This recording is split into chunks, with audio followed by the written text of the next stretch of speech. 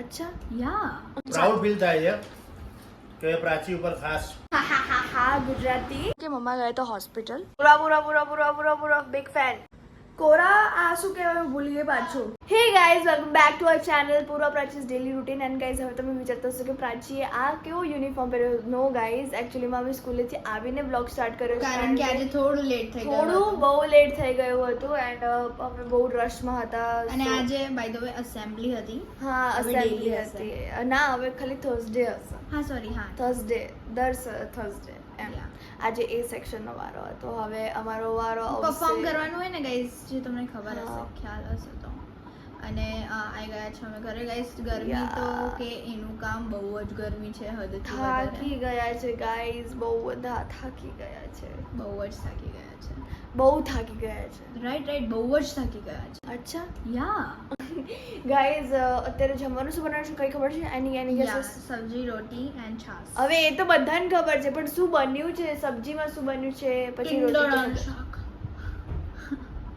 આ સારું જ છે ટિંડોળાનું શાક ટિંડોળા ઓકે ગાઈઝ ચલો સ્ટે ટ્યુન હવે જ્યારે જમવા બેસે ત્યારે મળીએ પપ્પા આવી ગયા છે એન્ડ પૂર્વા તો ખાવાનું ચાલુ પણ મને પતાવી બી દીધું છે પૂર્વા ગાઈઝ આજકાલ યુ નો કેમ તો કાલ સ્કૂલ ના આવતી પપ્પા તો એવું જ કહે છે પણ એવું તો છે નહીં એને એના પટેલ માહીને મળ્યા વગર તો રહેવાતું છે નહીં હે કે નહીં ગાઈઝ આજે મારું અને રાવલ માહીનું બંનેનું કમ્પ્લીટ હતું ગુજરાતીનું અને આજે પટેલ માહી અને પૂર્વાનું ઇનકમ્પ્લીટ હતું વાવ અને પાછી પટેલ માહી દોડી થઈને એવું કે મેમ કાલે ચેકિંગ કરી લેજો ને પ્લીઝ મેમ હા જો ગાઈઝ આમ લાઈક મેં રાવલ માહી રાત સુધી મહેનત કરી માહી 12 વાગે સુધી હતી અને હું 1 વાગે લખીને just imagine hmm we are so મહેનતુ હમ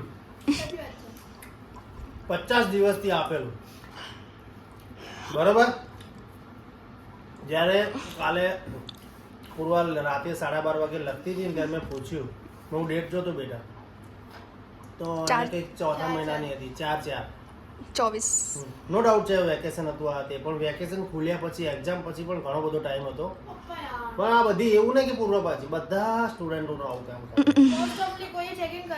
કારણ કે જો પટેલ માહી છે રાવલ માહી છે પ્રાચી ખાસ. છે એવું ખાલી પૂર્વા પર દોષ નહીં દેવાનો બધા હરકત છે તો બધા મેં પટેલ માહીનું નામ તો લીધું જ ને ના, એટલે તું ઓબ્વિયસલી એવું ના તે એવું કીધું પૂર્વા આમ ને તેમ એટલે પછી મારે એ બધાનું આખું વિસ્તૃતીકરણ કરવું પડ્યું ઓ ડિટેલ ડિટેલમાં કે કારણ કે વેકેશન હતું સ્વાભાવિક વાત છે બધાને હા અને અહીંયા થઈ રહ્યો છે બ્લોગ ઓહ બહુ લાઈટ આવે છે મૂકી દો એના કારણે પપ્પા સુઈ નહીં શકા આના કારણે જ એમ કે એકચ્યુઅલીમાં રાતે આ લોકો સ્ટડી કરતા હતા ચેક સુધી એટલે બ્લોગ એડિટ ના થયો અત્યારે સ્કૂલેથી આવીને એડિટ કર્યો એટલે અને 2 અમે વાગે કરીએ છીએ હા અને અહીંયા એડિટિંગ થાય છે બીજા શોર્ટ વિડીયોનું so it is like very hectic for us અને પછી હવે હું આશા ઓ લાલી અને મને પ્રાઉડ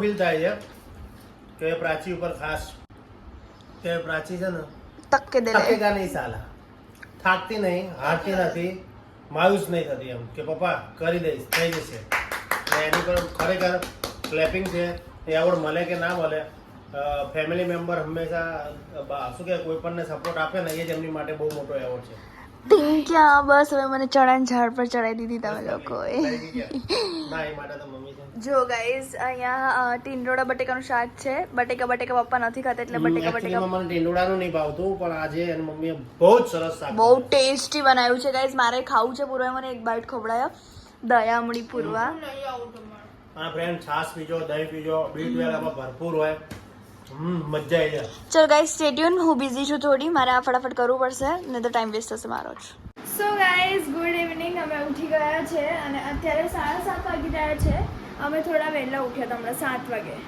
એન્ડ અત્યારે 7 વાગે જ ઉઠ્યા ને આપણે પણ ફ્રેશ લાઈક મૂડમાં આવતા અમારે 7:30 વાગી ગયા છે અને બસ થોડું કામ કર્યું છે કપડાં લાવ્યા છે સૂકવેલા જે વાળવાના છે એન્ડ લખવા બેસવાનું છે ગાઈસ હા ગુજરાતી એ હું લખીશ અત્યારે અને પ્રાચી તું શું લખીશ મને પપ્પાનો કોલ આવ્યો ગાઈસ કે અત્યારે મેચ ચાલુ થઈ ગઈ છે તો અત્યારે મેચ પર ફોકસ કરીશ let's go guys match start કરીએ સો ગાઈઝ મમ્મા આવી ગયા છે એન્ડ ગાઈઝ અમે તમને કીધું નહોતું કે મમ્મા ગયા તો હોસ્પિટલ એન્ડ મમ્મીને શું થયું છે મમ્મી એ ડિટેલમાં જણાવશે તમને. સો ચલો મમ્મી પહેલાં રેસ્ટ કરી લો, બેસો શાંતિથી, પછી વાત કરીએ. સો હા મમ્મી, હવે બોલો કે તમને શું થયું છે. એકચ્યુઅલી મને છે ને બહુ દિવસોથી એક દિવસથી નહીં, મને બહુ દિવસોથી માથું અતિશય દુખ્યા કરતું, માથું અને આંખો. અને એકચ્યુઅલી ક્યારેક સારું થાય, ક્યારેક પાછું તબિયત ખરાબ થાય. તો કાલથી પાછું સડનલી મને કન્ટિન્યુઅસલી માથું દુખતું હતું અને આંખો દુખતી હતી કે અને ઉલટી જેવું જ બન્યા કરે આપણને, સારું ના લાગે. તો આજે મેં રૂટીન ચેકઅપ મેં કરાવી દઈએ. તો ચેકઅપ કરાયું તો આઈ એમ શોકિંગ બીકોઝ મારું બીપી 180 અને નીચેનું 120 આવ્યું, એટલે બહુ વધુ આવ્યું. સડનલી ડોક્ટરે ત્યાં જ મને ગોળી પીવડાવી દીધી પહેલા તો, કે ભાઈ બેન આ બહુ કહેવાય એમ. પછી ECG કર્યું, સુગર કર્યું, એ બધું થોડું ઘણું કર્યું. હવે પૂરી ડિટેલ તો હું કહેવા નહીં માંગતી કે બહુ તકલીફ છે, બહુ પ્રોબ્લેમ થઈ ગયા છે બોડીમાં એકચ્યુઅલી.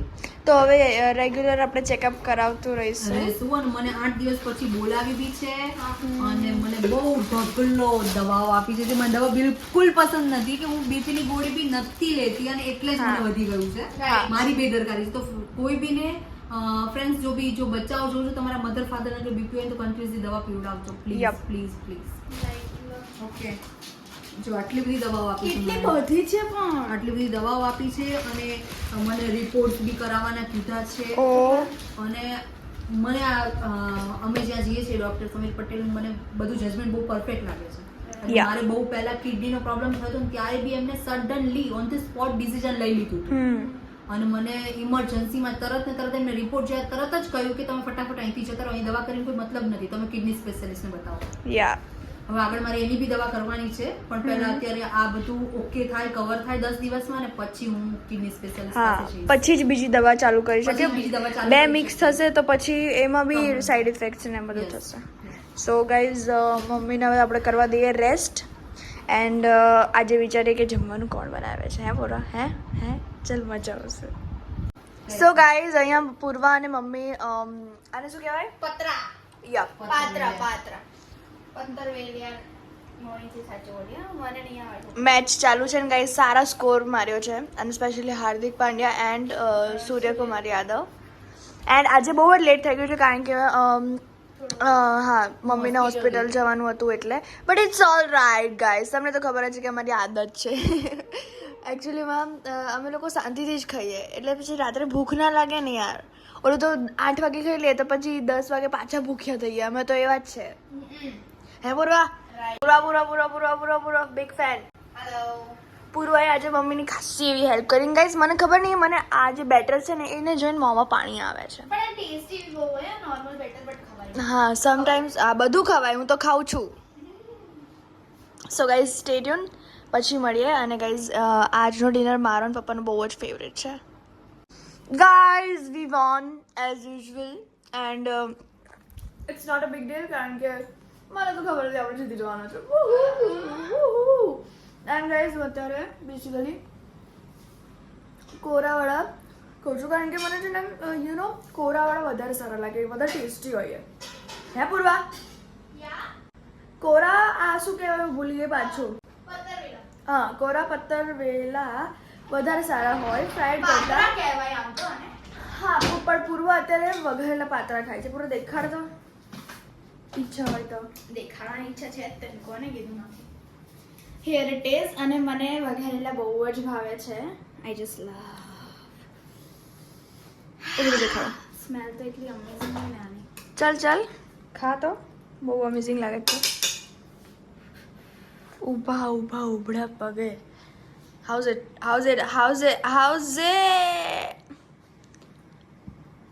રહેવાતું નથી ખાતા વખત. How's it? બહુ જ યમ્મી છે. એમ બી મને મમ્માના હાથના બહુ જ ભાવે છે. મમ્મા જે બનાવે એ લાઈક ઓસમ જ હોય. એન્ડ ગાઈઝ આજ હતો અમારો આજનો દિવસ અને આજનો દિવસ લાઈક થોડો અપસેટિંગ હતો કારણ કે મમ્મીની તબિયત આવી થઈ એન્ડ ઓલ થિંગ્સ બટ શું કરે આપણે હવે ધ્યાન રાખશું મમ્મીનું.